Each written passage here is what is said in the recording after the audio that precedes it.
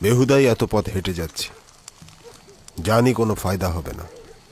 আর কয়েকদিন পরে কপালে খালি রুটিও জুটবে না, বুঝতে পেরেছো? পথের বিপদ আপদের কথা ভেবেছ?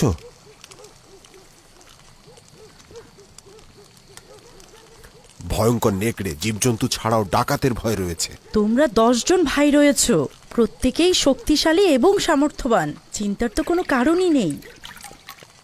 আমি তোমার সফরের জন্য কিছু কাপড় আর কিছু খাবার তৈরি করে দিচ্ছি। শুধুমাত্র তোমাদের কারণে এই সফরে যাচ্ছি আমি। তোমার মাকে সাহায্য করবে, বাড়ি আর ভেড়াগুলোর দিকে খেয়াল রেখো।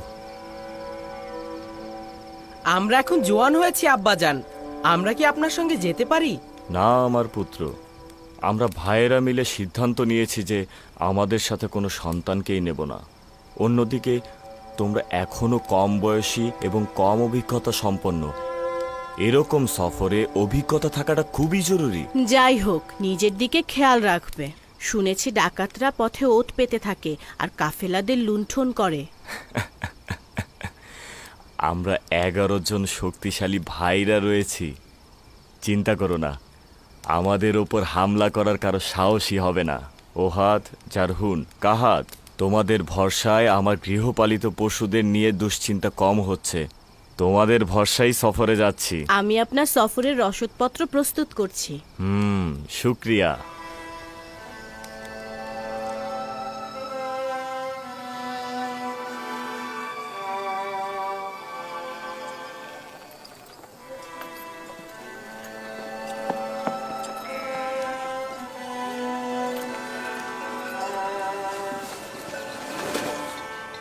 পথের জন্য এই কয়েকটা রুটি দিলাম, এর বেশি আর নেই। এই যথেষ্ট। আচ্ছা, মুদ্রাগুলো ঠিকমতো লুকিয়ে নিয়েছো তো? অত চিন্তা করো না, ঠিক জায়গায় নিয়েছি। যদিও এই সফরে তেমন কোনো আশা দেখছি না। রুবিন, আমাদের সফরের জন্য কি এই প্রাণীগুলি যথেষ্ট? অবশ্যই, অবশ্যই যথেষ্ট। যাওয়ার সময় পিঠে চড়ে যাব, আর ফিরবার সময় এগুলোর পিঠে করে গম বহন করে নিয়ে আসব। অবশ্য আমরা যদি গম পাই তবেই। আমরাও আপনাদের সঙ্গে আসছি। ক্যানানের আরও অধিবাসী যাওয়ার জন্য প্রস্তুত হয়েছে। খুবই ভালো। সংখ্যায় যত বেশি হব, বিপদ তত কম হবে। এত সব বিপদ মাথায় নিয়ে দীর্ঘ ভ্রমণে যাচ্ছি, আশা করছি খালি হাতে ফিরবো না। খোদা ভরসা, আমরা অবশ্যই আমাদের চেষ্টা করব। আপনারা নিজেদের হেফাজত করবেন। অবশ্যই। তুমি আমাদের পরিবার ও সন্তানদের দিকে লক্ষ্য রেখো। তুমি ভাইদের সঙ্গে যাচ্ছ না? অবশ্যই যাওয়া উচিত আমার, কিন্তু আব্বাজান তো অনুমতি দেবেন না। তুমি বলে দেখো, হয়তো অনুমতি দেবেন। জানি না।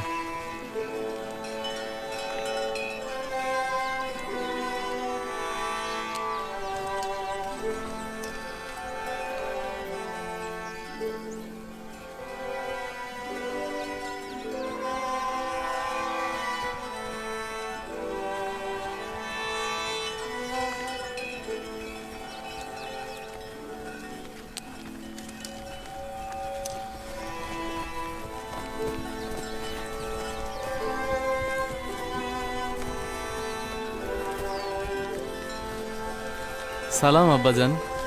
সালাম আব্বাজান। সালাম নয়নের মণিগণ, সালাম আমার পুত্রগণ। আমরা প্রস্তুত রয়েছি আব্বাজান, যাবার অনুমতি দিন।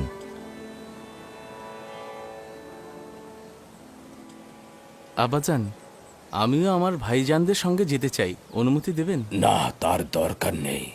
তুমি এখানে আমার নিকট থাকো, ভাইদের অনুপস্থিতিতে গোত্রকে দেখাশোনা করো। খোদার নবী যা ভালো মনে করেন। আচ্ছা খোদার নবী, যাত্রাপথের জন্য কোনো নসিহত করবেন না? পূর্বের মতোই বলছি, শেষ পর্যন্ত দুর্ভিক্ষে আমি মঙ্গল দেখতে পাচ্ছি, এবং তোমাদেরকে নসিহত করছি এই সফরকে কল্যাণ ও বরকতের দিকে ধাবিত করো। প্রতিটি ঘাত প্রতিঘাত ও বালা মুসিবতের মধ্যেও একটি হেকমত রয়েছে।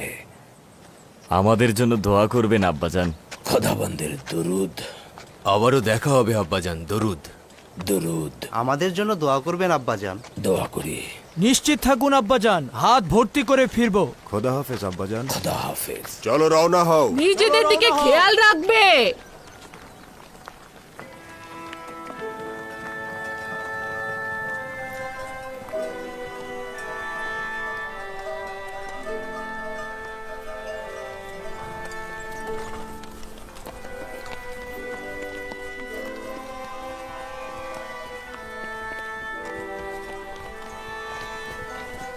হে খোদাবন্ত, তাদেরকে সফল করুন, সুস্থভাবে ফিরিয়ে আনুন। আমিন।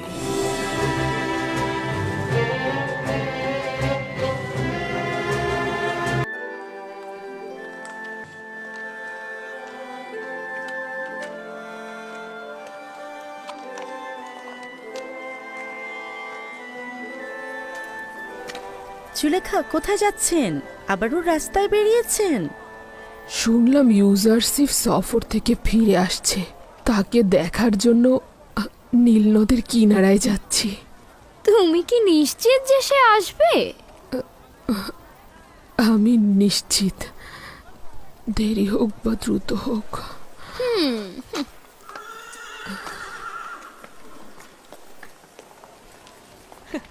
দেখেছো কতটা বোকা আর সরল।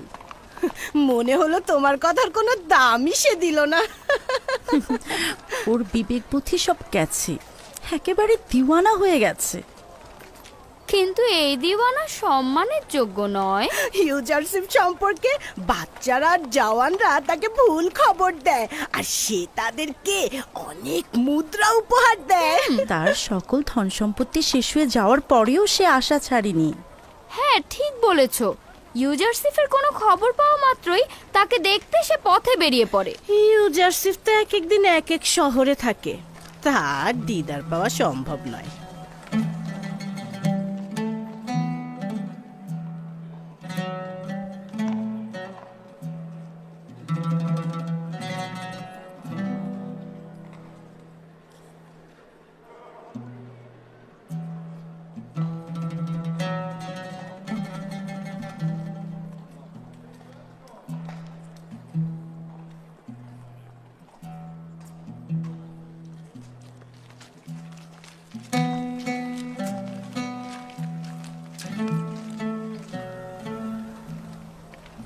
কি হলো?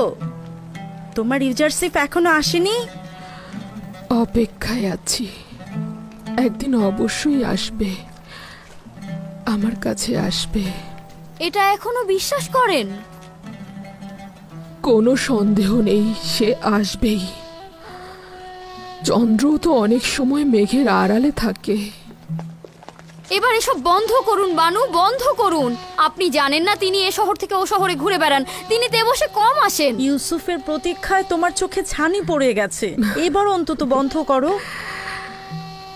জানি সে আমার কথা মনে রাখেনি, তবুও আমার কাজ অপেক্ষা করা, ইউসুফের কাজ অপেক্ষায় রাখা। প্রতিদিন এখানে এমন ভাবে বসে থাকবো যেন সে অবশ্যই এখানে আসে। এত অপেক্ষা করে ক্লান্ত হচ্ছ না? আর কত অপেক্ষা করবে? তুমি বুঝবে না, আমার এই জীবন পুরোটাই অপেক্ষার। যদি অপেক্ষাই না করি তবে বেঁচে থাকবো কি করে? এই অপেক্ষাই আমাকে আশা দেয়, আমার জীবনকে উদ্দেশ্য দেয়।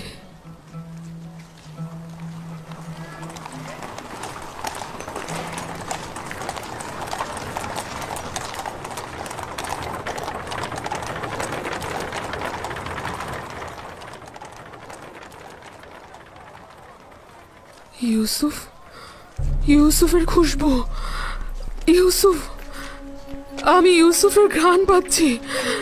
সে আশেপাশে কোথাও আছে, দেখো, দেখো তাকে। অহেতুক ধারণা করছেন বানু।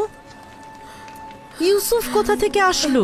না না, সে অবশ্যই আশেপাশে কোথাও আছে, তাকে খুঁজে দেখো। বন্ধ করো তোমার সব পাগলামি। ইউজারশিপ এখানে কি করতে আসবে?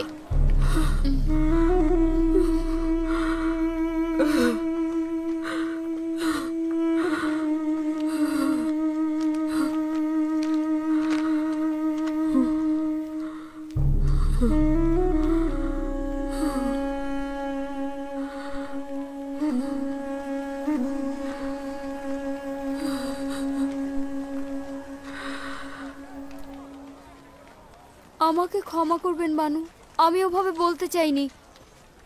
আমার ভুল হয়ে গেছে বানু। আমি তোমার কথায় ব্যথিত নই। আমার অভিযোগ ইউসুফের প্রতি।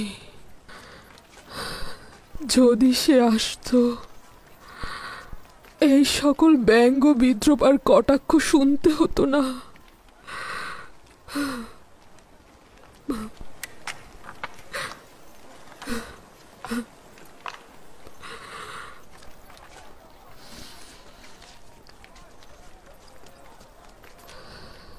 কিন্তু সে আসবে।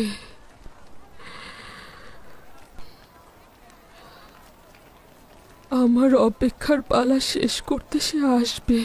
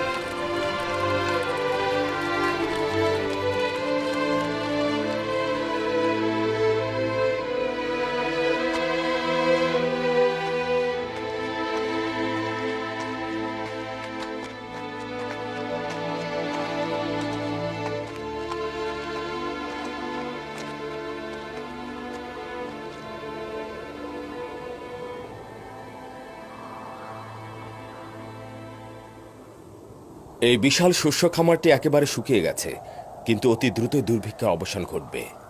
আর এই জমিতেই মিশরের অসংখ্য কৃষক চাষাবাদ করতে পারবে। এখন তো এই বিশাল সম্পত্তি মিশরের হুকুমতের, তাই আমাদের উচিত হবে এই সম্পত্তি ভূমিহীনদের মধ্যে বন্টন করে দেয়া। তারা নিজেদের ইচ্ছে মতো চাষাবাদ করবে আর মিশরের হুকুমতে রাজস্ব দেবে। এটি খুব ভালো প্রস্তাব। এইভাবে গোলামগণ ভূমির মালিক হবে। ঠিক তাই।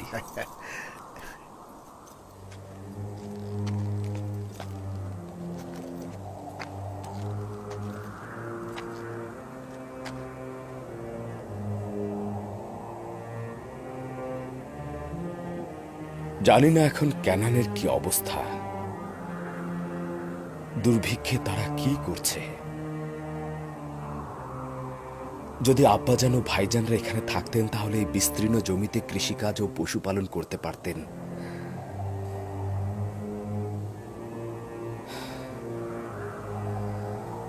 বিশাল নীল নদী যদি এভাবে শুকিয়ে যায় তাহলে নিশ্চিত ক্যানানের খুব বেহাল অবস্থা।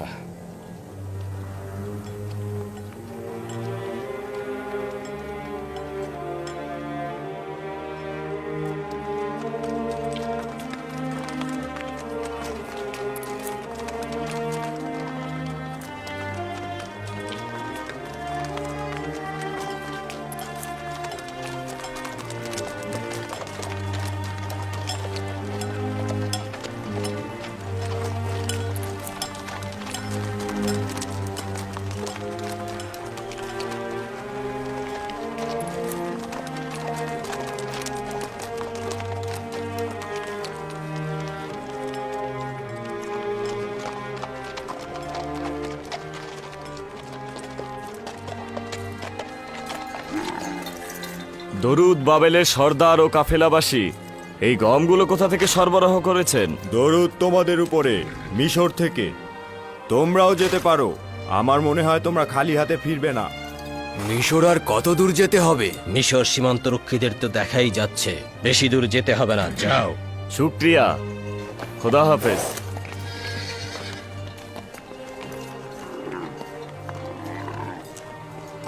দ্রুত করো, জলদি করো। আচ্ছা, এখনো পর্যন্ত অনিশ্চয়তায় মিশরের দিকে চলছিলাম, এখন কি মনে হচ্ছে? এতক্ষণ পর্যন্ত তো কোনো আশাই দেখিনি।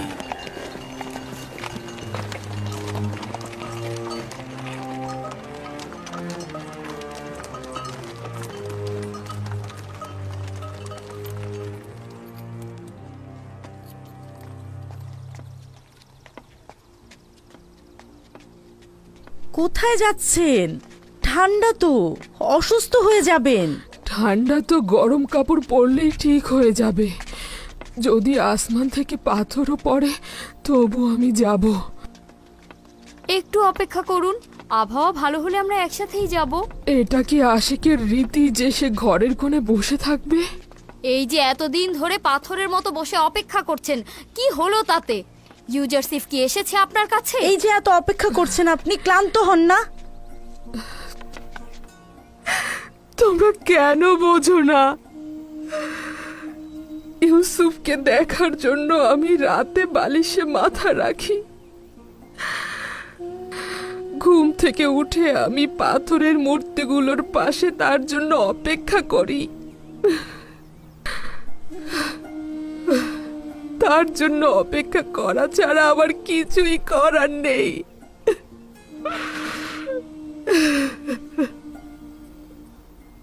আমি কখনো নিরাশ নই, কখনো ক্লান্ত নই।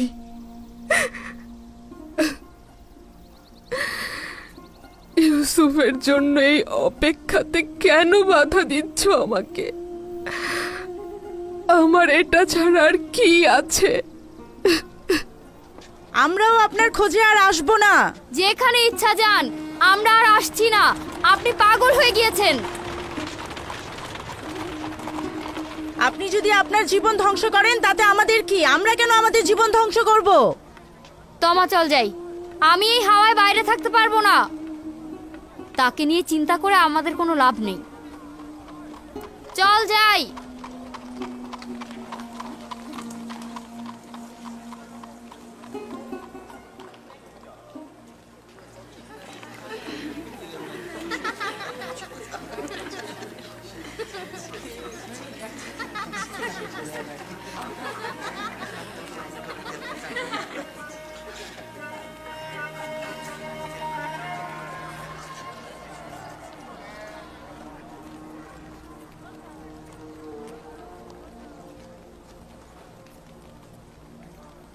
এই জুলেখা, তোমার কি ঘর বাড়ি নেই? বিশাল রাজমহল আমার কাছে সংকীর্ণ কবরস্থান, অন্ধকার জেলখানা আছে, থাকবে না কেন? যা কিছু থাকুক এখান থেকে তো উত্তম। এখানে থাকলে অসুস্থ হয়ে যাবে। কারো জন্য অপেক্ষায় আছি, বলেছে সে আসবে, না আসলে চলে যাব। চলো যাই।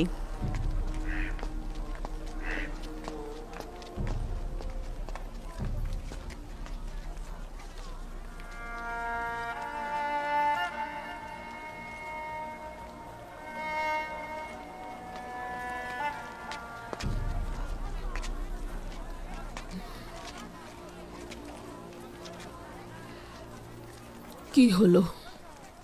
তোমরা তো বলেছিলে আমার সঙ্গে কোনো কাজ নেই।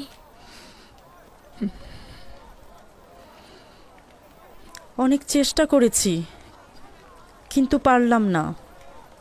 আসলে ভেবে দেখলাম কি, আমরা আপনার সাথে থাকতে থাকতে একেবারে অভ্যস্ত হয়ে গেছি। চোখ ফুটতেই তো আপনাকে দেখেছি। আপনাকে ছেড়ে যাব কোথায়? আমাকে ভাগ্যের উপর ছেড়ে দাও, একা থাকতে দাও আমাকে। কিন্তু আমরা তো আপনাকে একা রেখে যেতে পারবো না। তোমাদের সাথে থাকলেই আমি একা হয়ে যাই, নয়তো ইউসুফ সব সময় সর্বত্রই আমার সাথে থাকে। তোমরা আমার সঙ্গে থাকলে সে আমাকে ত্যাগ করে।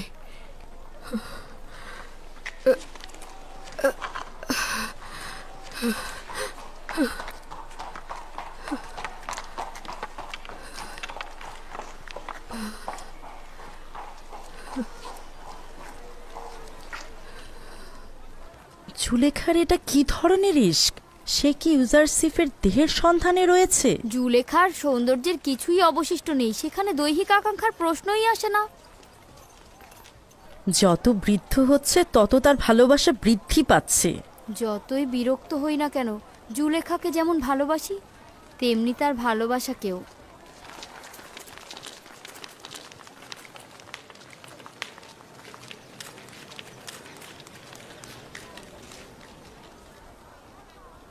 এখানে নিজের নাম ও ঠিকানা লিখো। আমরা হলাম 10 ভাই।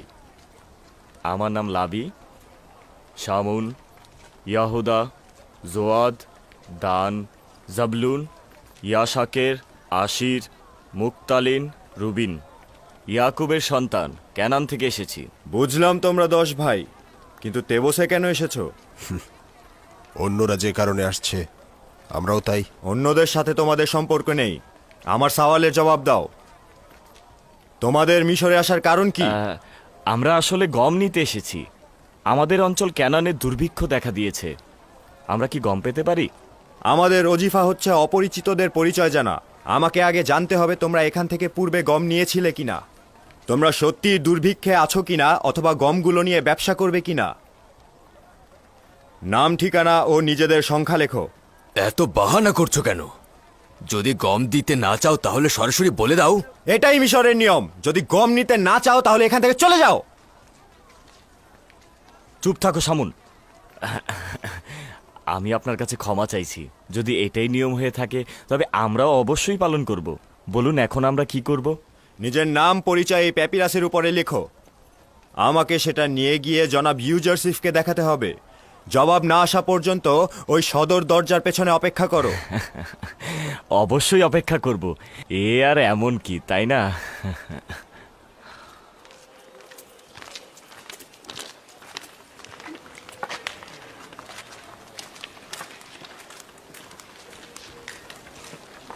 আমরা এখানে গম নিতে এসেছি না যুদ্ধ করতে এসেছি? সব জায়গায় ঝামেলা করার অভ্যাস করে ফেলেছো।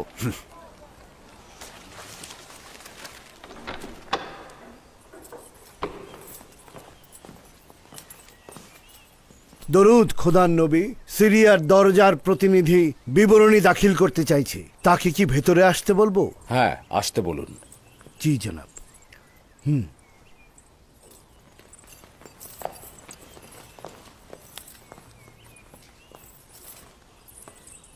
দরুদ আলী জনাব। খোদাবন্দের দরুদ তোমার উপরেও। বলো আমাকে, কি খবর এনেছো? আলী জনাব, গত সপ্তাহে কিছু বিদেশি সিরিয়ার সীমান্ত দিয়ে তেবসে প্রবেশ করেছে। তাদের সংখ্যা ছিল 390 জন। তারা প্রত্যেকে 1 বস্তা করে গম নিয়ে ফিরে গেছে। তারা হেতিতি, হিট্টি, খাবেরি ও শাম অঞ্চলের অধিবাসী ছিল। আর তেমন উল্লেখ করার মতো কিছু নেই। তবে 10 জন ভাই ক্যানানের অধিবাসী মিশরে প্রবেশ করতে চাইছে। তাদেরকে সদর দরজায় অপেক্ষা করতে বলেছি। ক্যানান? 10 জন ভাই? জি আলী জনাব। তাদের নাম জিজ্ঞেস করনি?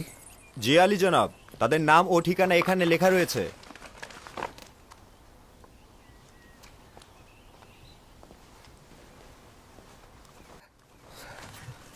তারা কি বনি ইসরায়েল?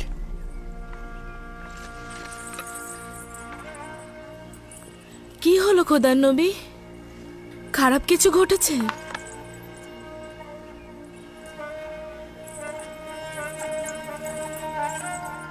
এই প্যাপিরাসে কি লেখা রয়েছে? তেমন কিছু না বানু। 10 জন ক্যানানের অধিবাসীর নাম ও ঠিকানা। জনাব মালিক, তাদেরকে ইজ্জত ও সম্মানের সহিত জনাব অখুনাতুনের রাজমহলে নিয়ে আসুন।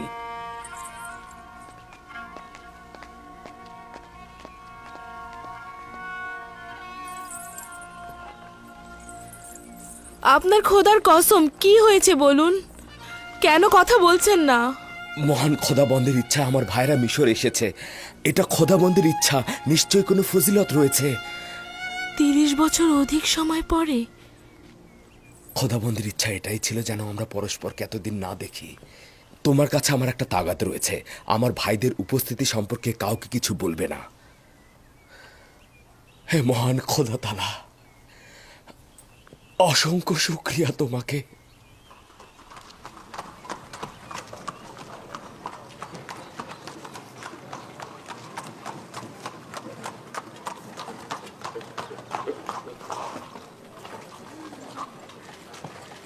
কোথায় তারা?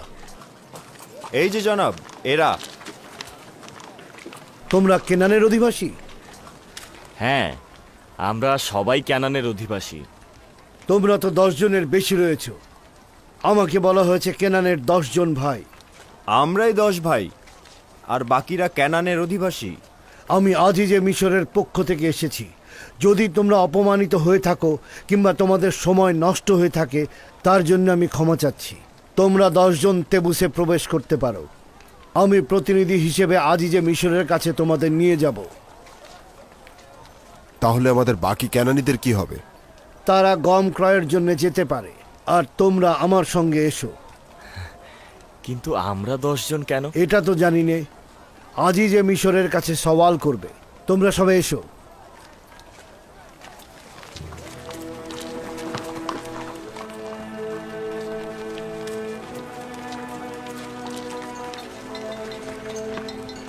আমরা কোথায় যাব?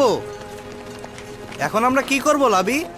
চিন্তা করো না, তোমরা গম সংগ্রহ করতে যাও। অতঃপর তোমরা এই দরজার সামনে পরস্পর মোলাকাত করবে, আর তাদের ভারবাহী প্রাণীগুলোকে গোয়াল ঘরের দিকে নিয়ে যাও। আপনারা আসুন।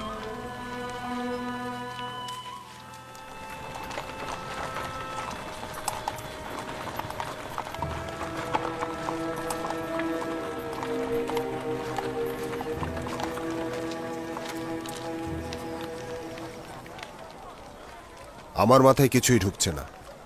কেন এত কঠোরভাবে বাধা দেয়া হলো, আবার এখন এত নমনীয় কেন? আজিজে মিশরি বা কেন আমাদের রাজমহলে দাওয়াত দিলেন? এই কঠোরতা সদর দরজার প্রতিনিধির মূর্খতা ছিল।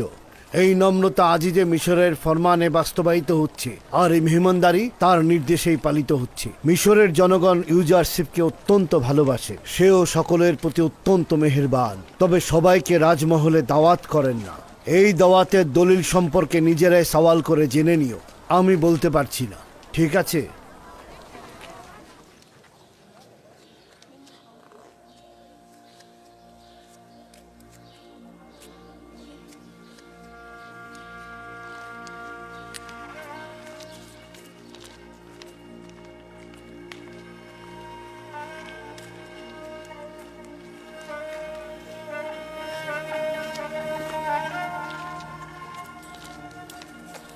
একটু দাঁড়াও। একটু দাঁড়াও।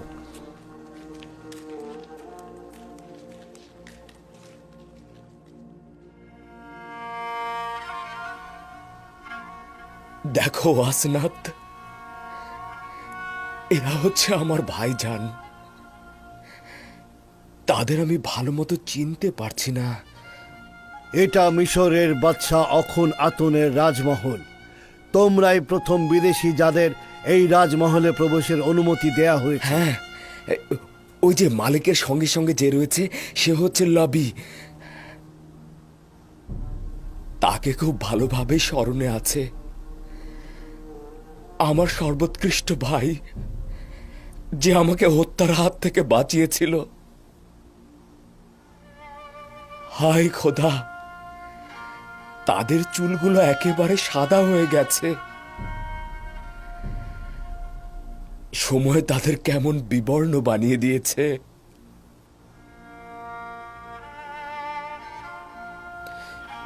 ওই যে দেখো, যে সবার পেছনে দাঁড়িয়ে রয়েছে, তার নাম হচ্ছে ইয়াহুদা। দেখো সে সবকিছু কেমন সন্দেহের চোখে দেখছে, কেমন দ্বিধাহীন, পূর্বের মতো বিদ্বেষ স্বভাব রয়ে গেছে।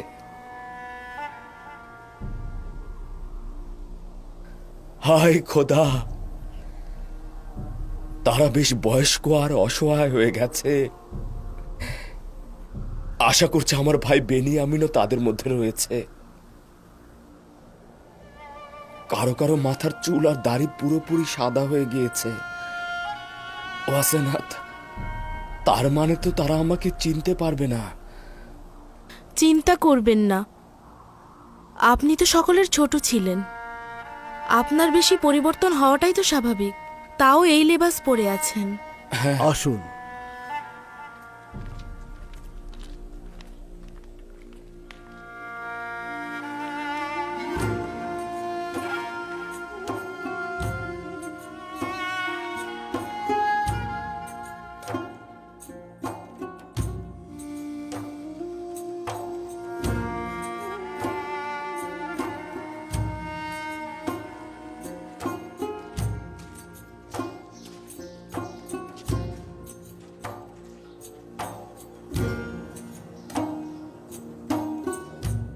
এসো যাওয়া যাক।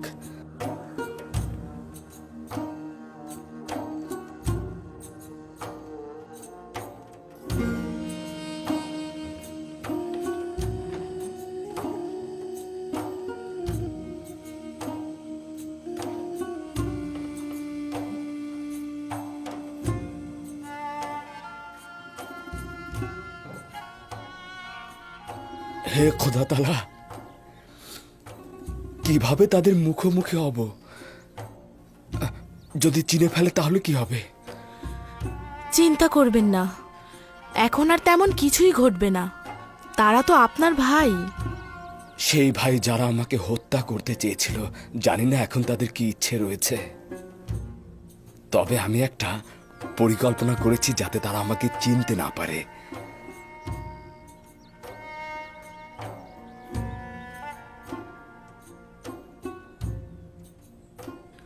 আবারও সেই নিশানা মাউদ।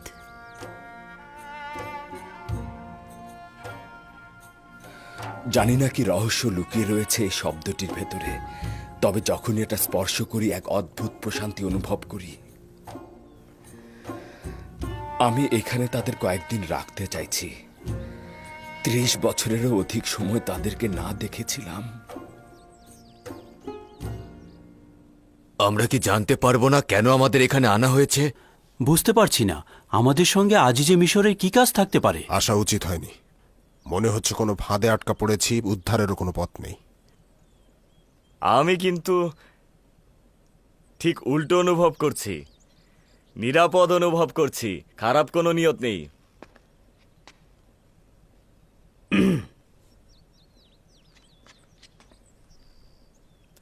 আদেশ পালিত হয়েছে, এখন কি করব? আমার ভাইয়েরা তো আমার মেহমান, তাই না? আমি চাইছি তারা কয়েকদিন এখানে থাকুক।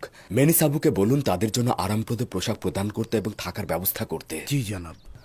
জনাব মালিক, আমার মনে হচ্ছে তারা স্বাচ্ছন্দ্য বোধ করছে না।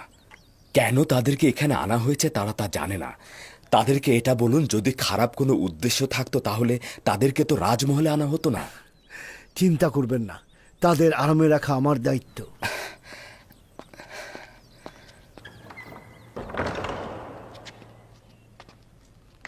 খোশ আমদেদ। আশা করছি দীর্ঘ যাত্রাপথের ক্লান্তি শরীর থেকে মুছে ফেলবেন। আমাদের কেন এখানে নিয়ে আসা হয়েছে? আমাদের সাথে আজিজে মিশরের কি কাজ? নিঃসন্দেহে তোমাদের শাস্তি দেওয়ার ইচ্ছে থাকলে রাজমহলে তোমাদের নিয়ে আসতো না, কিন্তু আজিজে মিশরের তোমাদের সঙ্গে কি কাজ রয়েছে সেটা তিনিই ভালো জানেন। আমি শুধুমাত্র তোমাদের মেহমানদারির দায়িত্বে রয়েছি। বেনিসাবু মন্ত্রী মহোদয়ের কাছের লোক, যিনি আপনাদের খেদমতে নিয়োজিত আছেন। যে কোনো তাগাদ করলে তিনি ইন্তেজাম করবেন।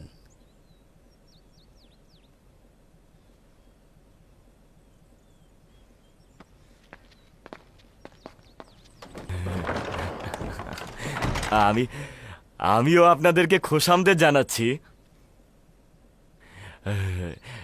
প্রথমে আপনাদেরকে গোসল সেরে নেবার প্রস্তাব করছি, যেন ধুলোবালি আর পথের ক্লান্তি দূর হয়ে যায়।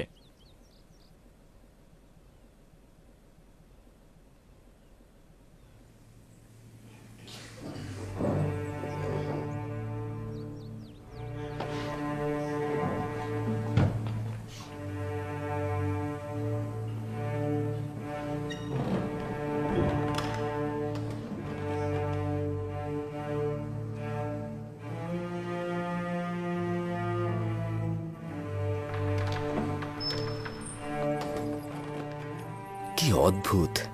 একদমই বুঝতে পারছি না কে দান, কে জোয়াদ, কে নাফতালি আর কে আশির। কত পরিবর্তন হয়ে গেছে। কি করবেন তাদের সঙ্গে? তারা আমার সঙ্গে মন্দ কাজ করেছে। তারা এতটাই খারাপ কাজ করেছে যে খুনি ও দুশ্মনরাও এতটা করে না। কঠোর সাজা প্রাপ্তিটাই তাদের হক ছিল, কিন্তু আমি তাদের ক্ষমা করে দিয়েছি। ওই মুহূর্তে ক্ষমা করেছি যখন তারা আমাকে গোলাম হিসেবে বিক্রয় করেছে।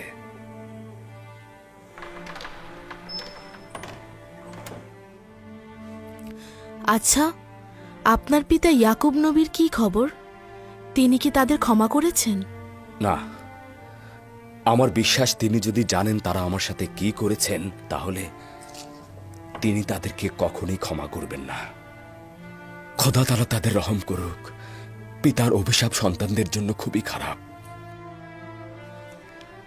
আমি যদি আপনার জায়গায় থাকতাম তাহলে এত সহজে ক্ষমা করতাম না।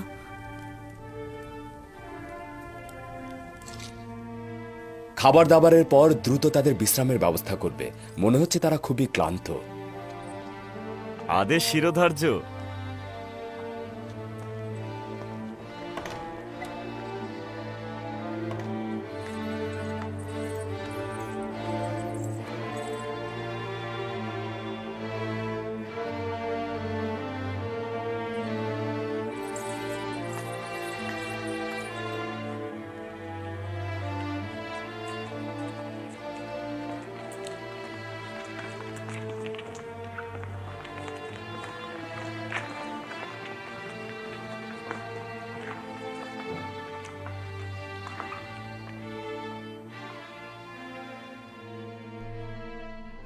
অখনাতুনের রাজমহল কেবল নির্দিষ্ট ব্যক্তিদের জন্য সংরক্ষিত। এখানে এরা কারা আসা যাওয়া করছে? কি কাজ এদের? মনে হচ্ছে জনাব হাকিম ইউজারশিপের মেহমান।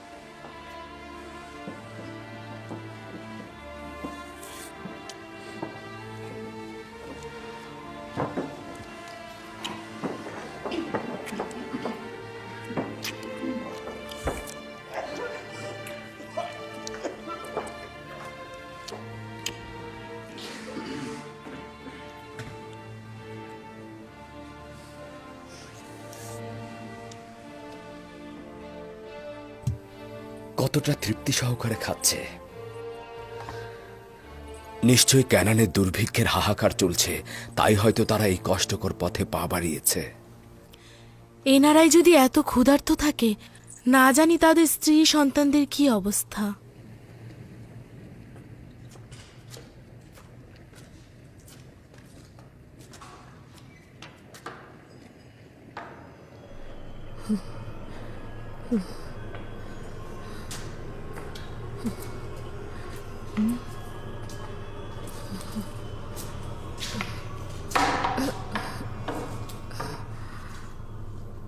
তোমাদের মাথার উপরে কি ধুলোটাই না পড়েছে।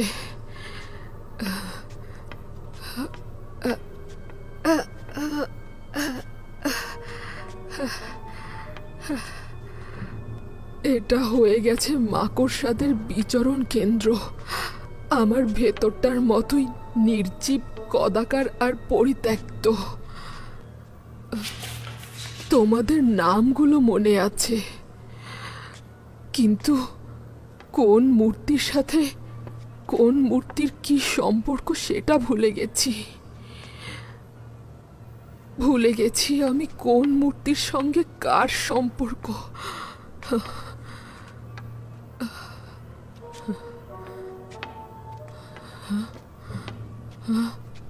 মনে হচ্ছে তিয়া, গোলালানভিস, নেপতুহো, টেপতিস, কিয়েত। তোমাদের নাম এগুলোই ছিল।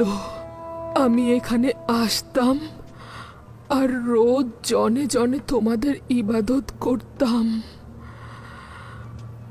দেখি তো আমন কোথায়। আমন তুমি কোথায়?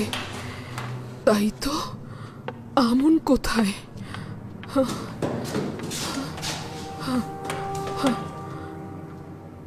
আমন, দেখলে তো কতটা সন্ধান করার পর তোমাকে পেলাম। পূর্বে খুব ভালো মতোই জানতাম তুই কোথায়। এখানেই আসতাম আমি, তোর জন্য নাচতাম।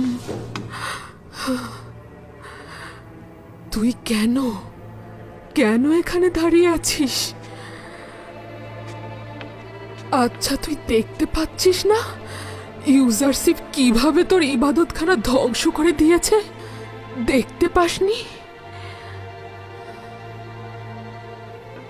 ইউজারশিপের মহান খোদার সম্মুখে তোর মাটিতে ধূলিসাৎ হয়ে যাওয়া উচিত আমন। এই পাথরের খোদা, তোদের কি লজ্জা নেই?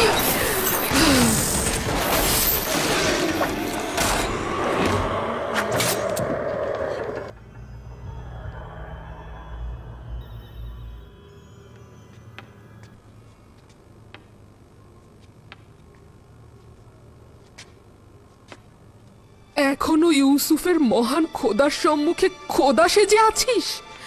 ইউসুফ তোদেরকে ভেঙেছে, আমিও তোদের ভেঙে ফেলবো। ইউসুফের খোদা সাক্ষী থাকুক, আমি তোদের ধ্বংস করে ফেলছি।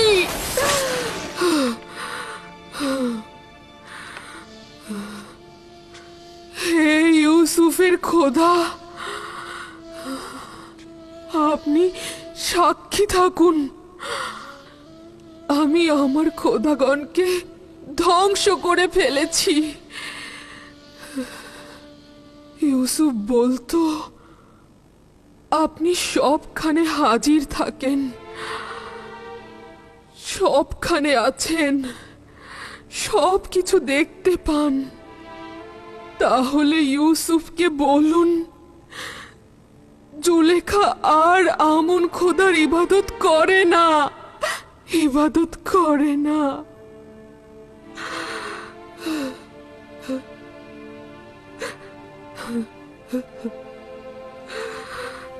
হে পরওয়ারদিগার, ভাইজানদের আমার নিকট ফিরিয়ে দেবার জন্য অনেক শুকরিয়া।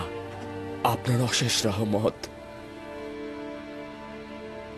আমার দিল আপা যেন ভাই বেনিয়ামিনের জন্য ছটফট করছে, তাদেরকেও আমার নিকট ফিরিয়ে দিন। হে পরওয়ারদিগার, বিচ্ছেদের বছর সীমাহীন হয়েছে, এবার তো মিলনের ক্ষণকে নিকটে এনে দিন।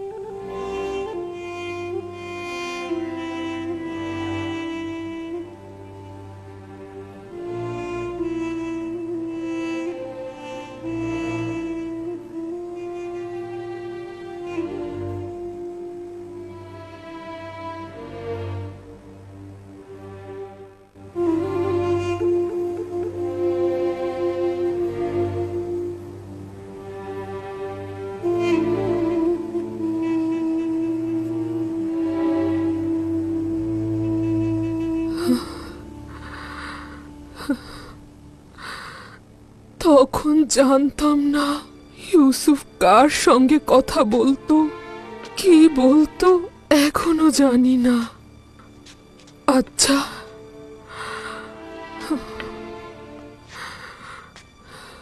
সত্যি করে বলো তো,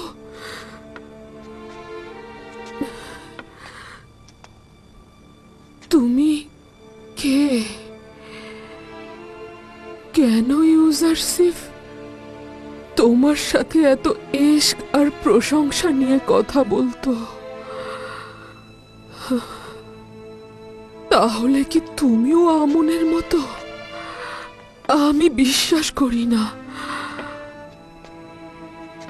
আমি আমি কখনো আমন বা অন্য কোনো খোদার জন্য কান্না করিনি, কিন্তু অসংখ্যবার তোমার জন্য, হ্যাঁ অসংখ্যবার তোমার জন্য ইউসুফকে আমি কাঁদতে দেখেছি।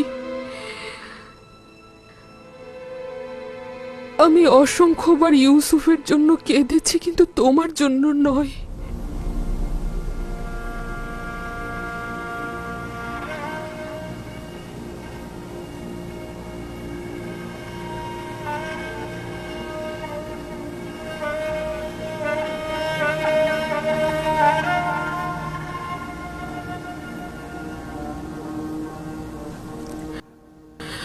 মিশরের অনেক গণ্যমান্য ব্যক্তিগণ ইউসুফকে মাবুদের ন্যায় ভালোবাসে।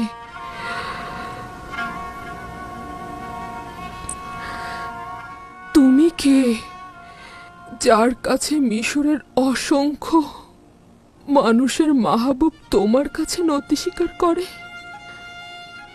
জুলেখার মতো অনেকেই তার বিরহে কান্না করে, কিন্তু সে তোমার বিচ্ছেদে কাঁদে।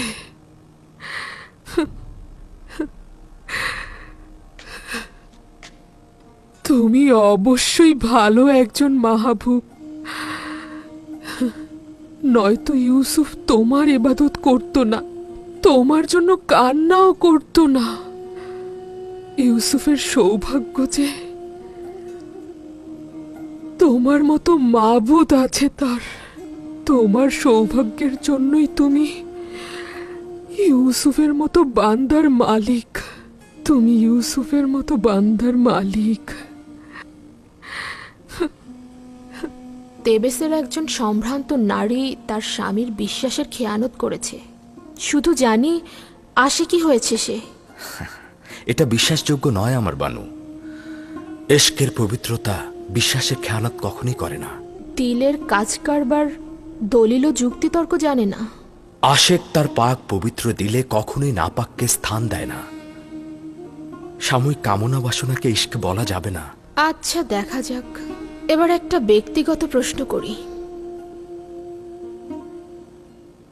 কাউকে ভালোবাসো? জি। কে সে? যিনি আমাকে তার ভালোবাসা দিয়ে প্রকৃত মাবুদের দিকে আমাকে ধাবিত করেছেন। তুমি অবশ্যই খুব সুদর্শন, যার উপস্থিতিতে ইউসুফ সকল রূপসীদের পেছনে ঠেলে দেয়। যেভাবে ইউসুফকে সম্মান ও নাজ নিয়ামত উপহার দিয়েছ, সেভাবে কি অন্যদেরকেও প্রদান করো তুমি? সকলেই তো ইউসুফের মতো পাক পবিত্র নয়।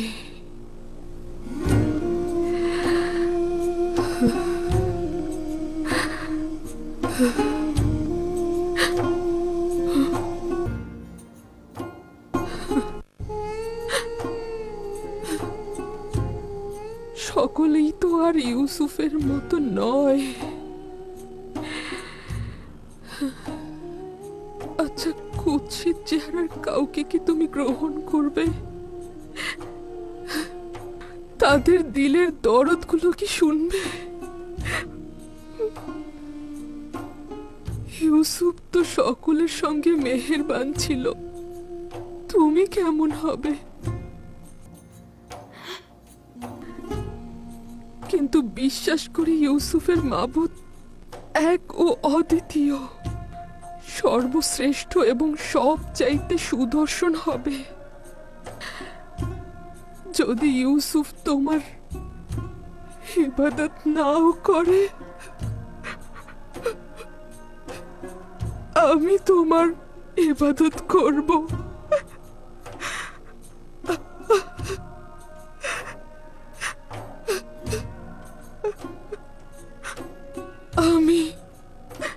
আমি তোমার